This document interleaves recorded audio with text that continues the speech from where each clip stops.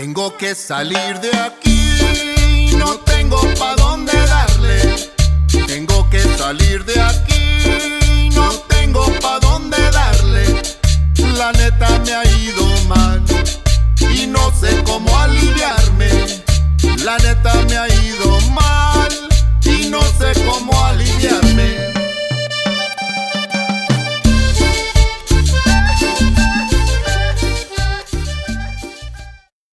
Hola amigos, amigas, este es un nuevo video de Mirada Etnográfica.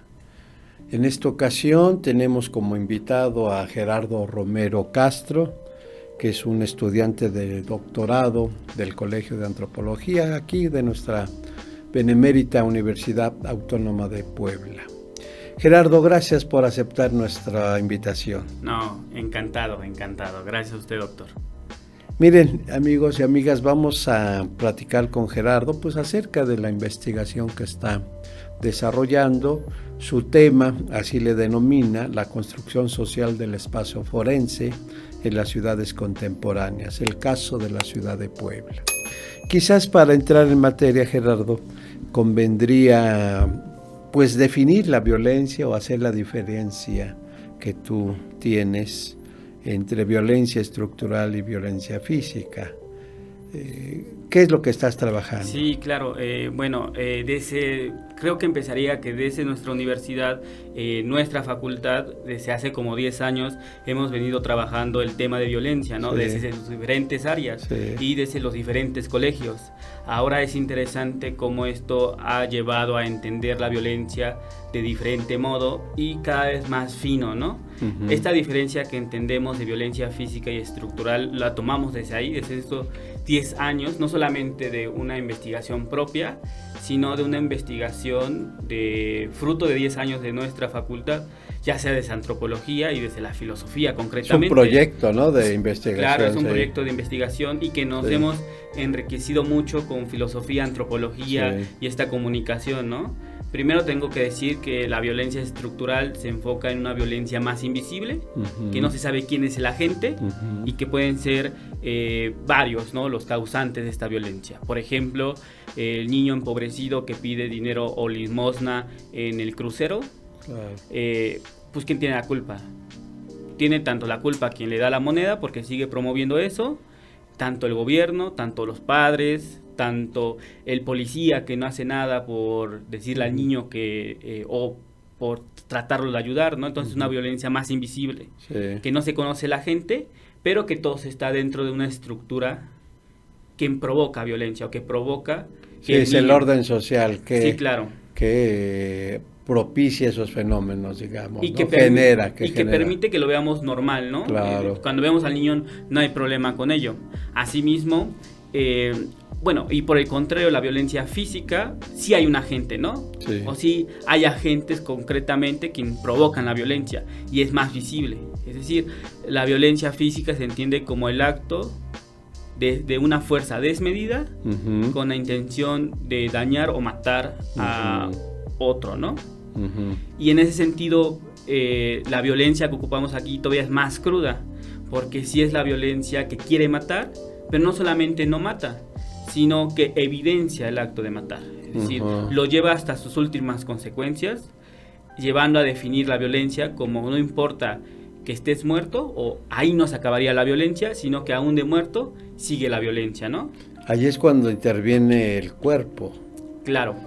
Ahí cómo se presenta el cuerpo en ese tipo de violencia. Pues totalmente espacializado y evidenciado, ¿no? Uh-huh. Porque lo que, al menos en el lugar donde lo estoy investigando, en la ciudad de Puebla, lo que se trata en un primer momento es ocultarlo, pero siempre se evidencia, ¿no? Uh-huh. Siempre hay alguien que descubra el cuerpo, siempre hay alguien que halla el cuerpo, ya sea desde el perro que a lo mejor descubre un hueso, hasta los niños que van caminando hacia la escuela por un atajo y de pronto ven ahí un cadáver aventado, ¿no? Entonces, el cuerpo siempre se evidencia y claramente es dentro del espacio, ¿no?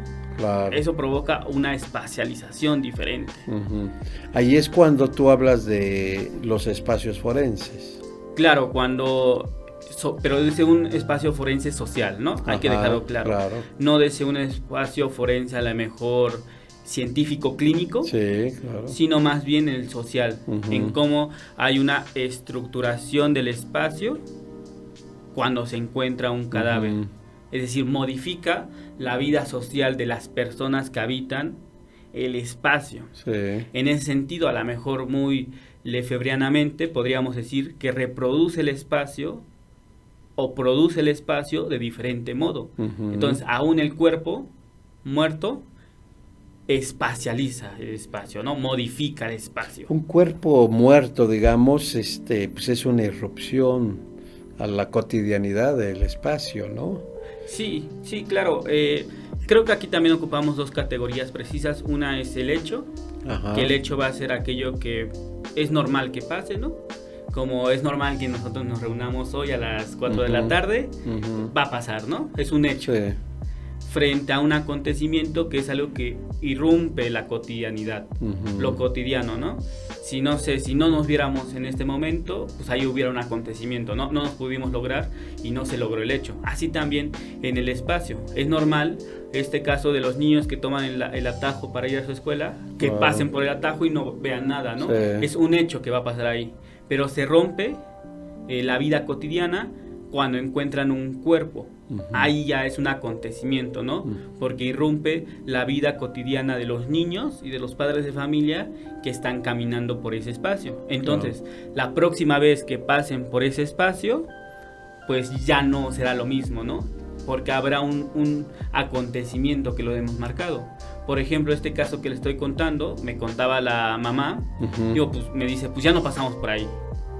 Ya llegamos al punto de no pasar por ese atajo porque nos da miedo que otra vez encontremos un cuerpo, ¿no?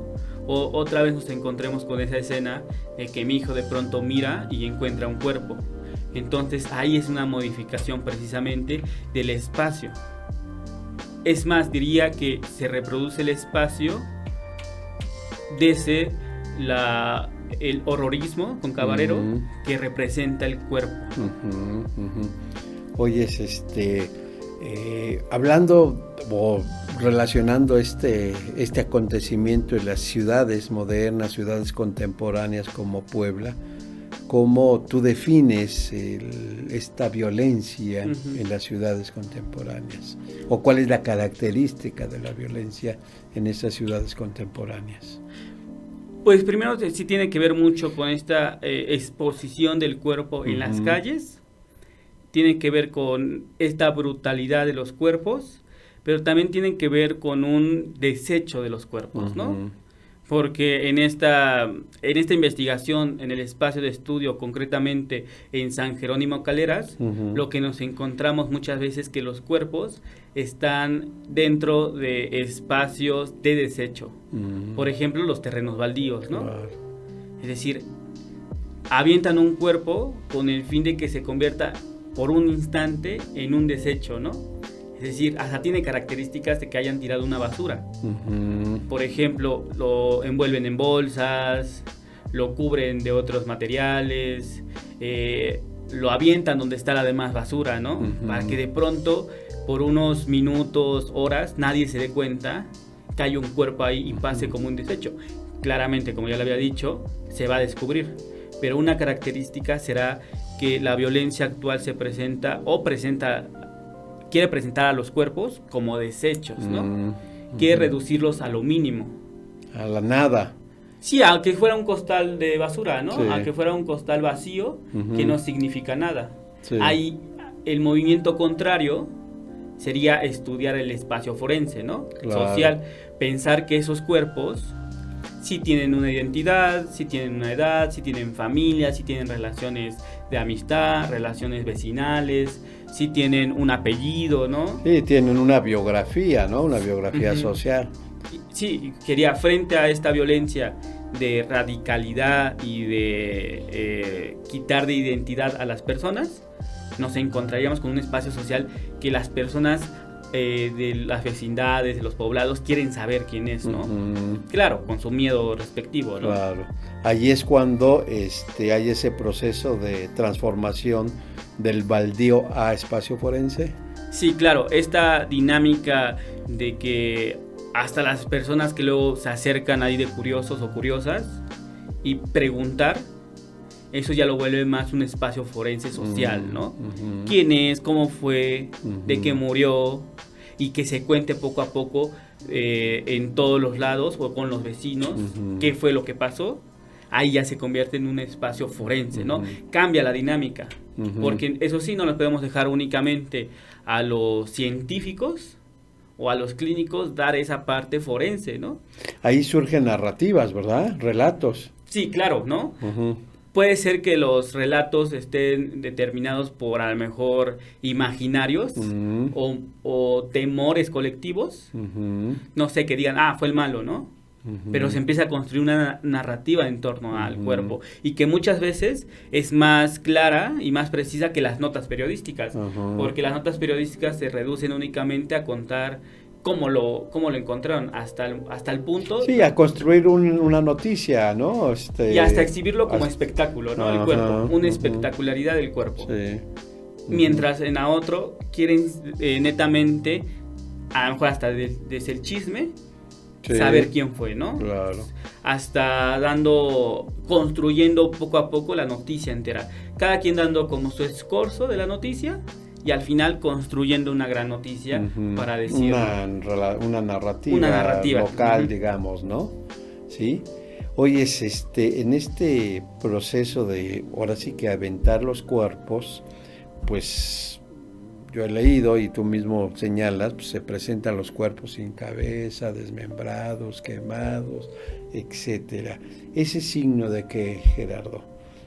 Presentar así los cuerpos con tanta violencia. Es un signo claramente de nuestra contemporaneidad y de nuestra actualidad de presentar cuerpos de ese modo, ¿no? Es decir, lo que han dicho un poco los teóricos y ahora lo evidenciamos cuando ya estamos trabajando en campo, es que nunca se habían apreciado una brutalidad hacia el cuerpo de tal modo como la que se presenta hoy en día. Es decir, no es normal que aparezca el pozolero, no es normal que aparezca la fosa común como está presente ahora, no es normal que aparezcan cuerpos desmembrados, no es normal que aparezcan mutilados, desollados, y ahora lo que la investigación nos ha llevado a encontrar hasta cementados dentro de edificios, ¿no? Porque es una nueva exhibición en cómo se manifiesta la violencia. Por ejemplo, eso sí lo podemos rastrear a lo mejor desde una asignatura a la agambeniana, de pensar que los griegos ya pensaban en esta violencia, ¿no? Ellos le llamaban ultraje. Entonces, la principal novela o el principal testimonio que tenemos ahí de ese ultraje va a ser en la Ilíada hacia el cuerpo de Héctor, que lo provoca Aquiles, ¿no? Le provoca un ultraje. Y vamos a ver testimonios a lo largo de la historia de ese modo, ¿no? Cómo se configura el ultraje. La Inquisición es maestra de ese ultraje, ¿no? Cuando se exhibe en la plaza pública, ¿no? Los héroes de la nación, cuando les cortan la cabeza. Sin embargo, se pierde todo, en la actualidad se pierde todo simbolismo y todo acción de ritual hasta cierto punto con esta violencia, y nada más aquí es un exceder, presentar o manifestar la violencia por manifestar la violencia. Entonces, producto de ello es esta radicalidad en la cual se presenta la violencia, ¿no? Que es muy fuerte y muy cruda. Además que por otro lado pues se normaliza. Además, ¿verdad? Es lo peligroso, yo digo, ¿no? O sea, lo difícil de comprender. Supongo que el baldío no es el único espacio donde pues se edifican los espacios forenses, ¿no? ¿Qué otras formas, qué otras figuras espaciales tú has identificado como una suerte de cartografía, ¿no? Sí, claro. Principalmente van a ser en San Jerónimo Calderas, donde estudio este fenómeno, van a ser los terrenos baldíos, ¿no? Sin embargo, si son a lo mejor casonas abandonadas o casas en construcción en obra negra donde se presenten estos. Y también, como San Jerónimo es atravesado por la barranca, dentro de la barranca, ¿no? Ahí van a ser como puntos claves de evidencia de cuerpos o de esta violencia donde se presenten, donde de pronto aparece el espacio forense, ¿no? Sí es cierto que aquí tenemos a lo mejor un sosiego de pensar que solamente el espacio forense es donde se evidencia el cuerpo, ¿no? Donde se hace presente el cuerpo. Porque, no sé, estoy pensando que a lo mejor lo entierren y pongan ahí una construcción, pues evidentemente no se va a saber nunca, ¿no? Claro. Ahí no aplicaría como este término de espacio forense. Solo y a partir en que se visibiliza. Sí, solamente en que se visibiliza el cuerpo y hay una narrativa, como bien lo ha dicho, de este cuerpo, ¿no? A partir de los vecinos, a partir de los cuentos o a partir de las propias noticias. Claro. Oye, si has identificado en la ciudad, aparte de este lugar que estás señalando, algunas otra localidad, digamos, donde como que existe una tendencia, digamos, hacia ese lugar para dejar cuerpos, abandonar cuerpos. Pues no tanto como que en un lugar específico avienten, ¿no? Pero sí me he dado cuenta en las notas periodísticas que donde avientan más es como en las cuchillas. Como de pronto en las cuchillas que cambia de carretera o en las yes de las carreteras y que de pronto hay un malecón o un espacio verde. Sí. Ahí avientan. Por ejemplo, el testimonio de una hermana es que de pronto iba del trabajo, su hermano es asesinado, su hermano no aparece, todavía no sabe que fue asesinado, no aparece, entonces se entera por el camión y porque va a cruzar esa Y, ¿no? Porque el camión ya va a hacer el retorno en esa Y, de empezar otra vez la ruta, y dice, no, pues ahí encontraron un cuerpo. De pronto la mujer empieza a investigar, dice esa noticia de pronto me cayó como agua fría y se da cuenta que, bueno, hasta el último se da cuenta que es su hermano, ¿no? El que descubren ahí. Claro, ya mutilado su hermano, ¿no? Sí. Y entonces sí diría que a lo mejor una tendencia también serían como los cruces entre calles, los malecones, a lo mejor el término de la calle, las Y, las terracerías de los caminos. O sea, tiene que ver con la movilidad, con la facilidad de la movilidad, del apresuramiento, digamos, de abandonar el cuerpo. Sí, claro, porque también son, como lo cruzan varias carreteras de salida, es decir, San Jerónimo está en medio de la salida hacia Tlaxcala, hacia Puebla y hacia Ciudad de México, ¿no? Y si te vas más por la México-Puebla, puedes llegar a la Puebla, no, México-Orizaba, y puedes salir, ¿no? Y ahí tienes salidas a Tecamachalco, a Tehuacán, a Tepiaca, Tlacotepec y todos esos rumbos, ¿no? Palmar de Bravo. Entonces es una zona muy estratégica como para llegar y aventar el cuerpo y salir, ¿no? Tomar cualquier vía de salida en el pueblo. Entonces sí tiene que ver mucho con la movilidad espacial propia del pueblo de San Jerónimo, ¿no? Oye, ¿qué tiene que ver? Porque estaba viendo tu proyecto y tu investigación, o cómo vas a incorporar la memoria. Claro, esto siempre fue un tema difícil dentro de la investigación, porque yo quería hablar un poco de la memoria, ¿no? Pero me decían, pero pues la memoria siempre viene de terceros, ¿no? ¿La memoria de quién? Sí. Pues tuvimos que hacer como un poco más amplio el término de memoria y decir que no solamente la memoria personal o la memoria del recuerdo o la memoria colectiva un poco, sino que también la memoria y el testimonio del cuerpo, ¿no? Es decir, nosotros en el proyecto de investigación y en la tesis le vamos a llamar memoria corporizada, ¿no? Porque el cuerpo deja testimonio. Claro. El cuerpo deja huellas dentro del espacio que ha habitado ahí. Y ahora las huellas que nosotros vamos a ocupar, pues precisamente son los restos o las huellas o la mínima partícula que ha dejado el cuerpo dentro del espacio. Claro. No sé, puede ser hasta una gota de sangre, hasta cal que tenemos ya fotos, o hasta señaléticas de policías que han cometido crímenes o de forenses, ¿no? Que marcan que ahí fue un evento de violencia. Supongo también de los, digamos, habitantes del lugar, o sea, del baldío, alrededor del baldío, generan su propia señalética de la memoria, sus propias huellas de la memoria. Sí, claro, yo también en este proyecto pues pensaba que la memoria corporizada, porque siempre va a estar en relación con el cuerpo, entonces sí pensaba como cómo se construía, ¿no? Sin embargo, aquí ha habido un movimiento muy interesante que a mí hasta cierto punto me ha llamado mucho la atención, porque frente a una idea que yo tenía de chico, que cuando se moría alguien ponían una cruz, ponían una evidencia, un estamento de que ahí había muerto alguien. Ahora lo que están viviendo es un movimiento contrario. Ahora les da miedo poner este estamento o estas flores o estas veladoras, que antes era muy normal, ¿no? Sí. Y que en muchas partes de la República se sigue llevando. Sí. En los accidentes, por ejemplo, se sigue llevando. De los ciclistas, motociclistas, ¿no? Pues se pone incluso hasta una cruz, etcétera. Sí, pero pasa lo contrario con los cuerpos ultrajados o violentados, como lo hemos llamado, a tal punto que les da miedo poner una evidencia, ¿no? Un testimonio de memoria. Claro. Porque piensan que no saben en qué condiciones murieron sus familiares, entonces dicen, pues no vamos a poner nada. Hay que dejarlo vacío porque no sabes quién te puede mirar. Pero queda en la memoria, ¿no? Sí, claramente queda en la memoria el familiar, recuerdo, el relato, etcétera, ¿no? Pero ahí sí hay una privación del espacio público, ¿no? No hay un derecho del uso del espacio, como Lefebvre lo está llamando. Claro. Sí, a sacralizarlo, a rendirle... Apropiárselo, apropiárselo y rendirle pues, reconocimiento al cuerpo, ¿no? Que en esos casos pues se cancela eso, ¿verdad? Sí, lo cancela y lo vuelve nulo. Entonces encontramos a estos testimonios y estas notas periodísticas y estos relatos de los familiares, de los vecinos, de los conocidos o de los amigos, pues sin evidencia, ¿no?